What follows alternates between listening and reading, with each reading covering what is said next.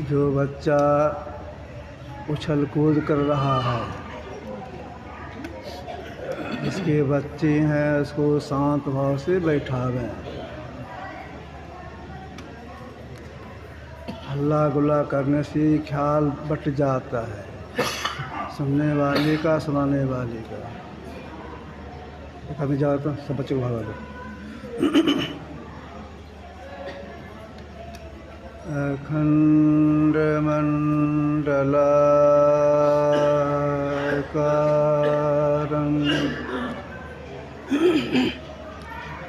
व्याप्तं येन चराचरं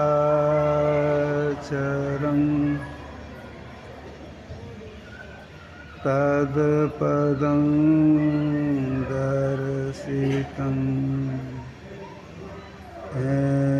तस्मै श्री गुरुवे नमः। नमो नमो सद्गुरु नमो जासम को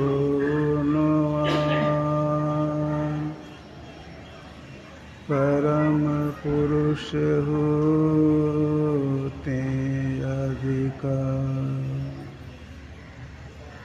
गावे संत सुजान। धन्य धन्य सतगुरु सुखदाय महिमा कही न जाए। जो कछु कहाँ तुम्हारी कृपा बोलते कछु न बसे।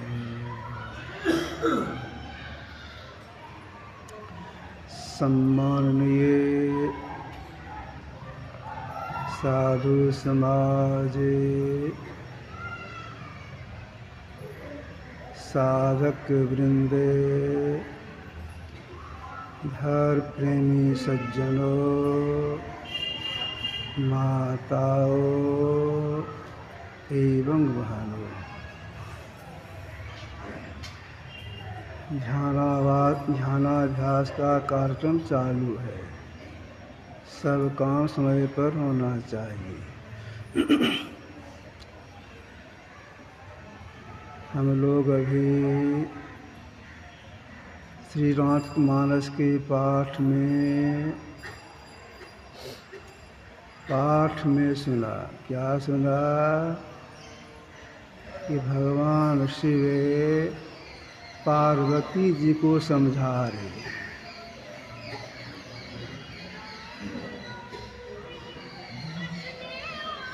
समझाने के सिलसिले में भगवान शंकर ने कहा, बिनु पग चलै सुनै बिनु काना। परमात्मा बिना पाँव का चलता है, बिना कान का सुनता है, बिना आँख का देखता है, आदि आदि। जो ऐसे परमात्मा हैं, उनके संबंध में गुरुदेव संसार के लोगों को उपदेश देने के सिलसिले में बोले और लिखे भी हैं। सत्संग योग चतुर्थ भाग में इन्होंने लिखा है, जड़ और चेतन की सममंडल शांत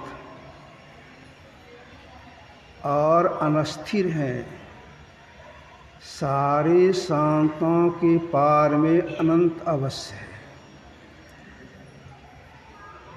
चेतन और जड़ के सब मंडल शांत मतलब सीमा वाला, अनस्थिर, स्थिर रहने वाला नहीं है।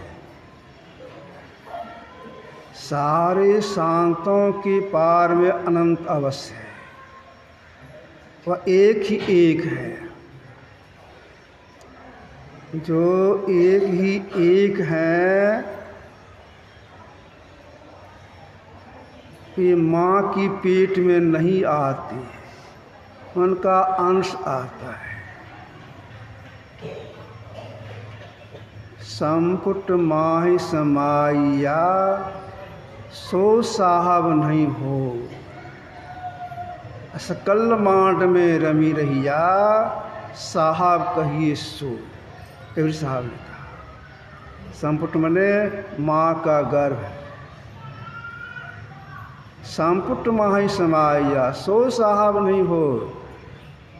जो माँ के पेट में आ गया वह सही परमात्मा नहीं है, उनका अंश है और वह माया है। सकल मांड में रमी रहिया, साहा को ये सोयो। सब जगह एक समान करने वाले जो हैं, असल में एक परमात्मा है। इस परमात्मा में आदि नहीं, मध्य नहीं और अंत नहीं।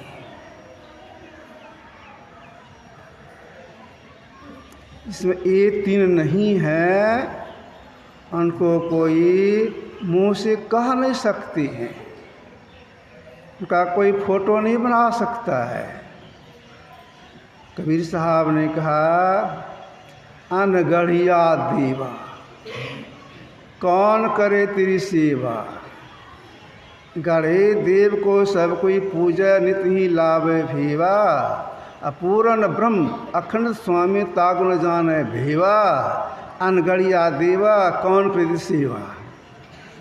जो अनगढ़िया हैं, गढ़ा नहीं जा सकता है, उनको वाणी के द्वारा कोई कैसे कह सकते हैं। प्रभु वर्णन में आवे नाही, अकथ अनामी, लेकिन आहाय समावेश सब जगह है, तो कहीं खाली नहीं है। सब में व्यापक, सब ते न्यारा, सब घर एक ही राम हो राम। उस सब जगह एक समान परिव्याप्त हैं, कहीं भी खाली नहीं है। और ये सबसे पहले की हैं।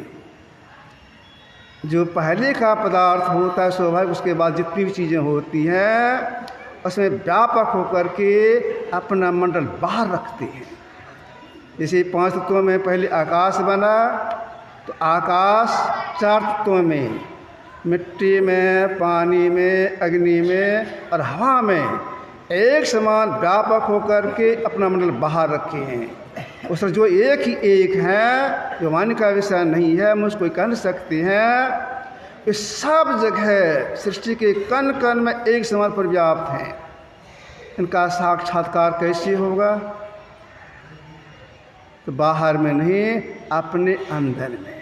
और अपने अंदर में जब हम जीव सब इंद्रियों से अलग हो जाएंगे, तब उनका पहचान हो सकता है। समझो, मतलब यह है 5 कर्मेंद्रियाँ, 5 ज्ञानेंद्रियाँ और 4 भीतर की इंद्रियाँ, मन, बुद्धि, चित्त, अहंकार, जो से अलग हो जाएंगे तब उनका साक्षात्कार होगा। इसी के लिए ध्यानाभ्यास किया जाता है, इसी के लिए मास ध्यानाभ्यास रखा जाता है।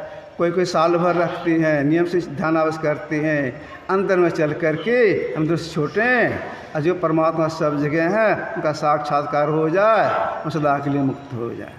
4:30 बज गए। बोलिए प्रेम से।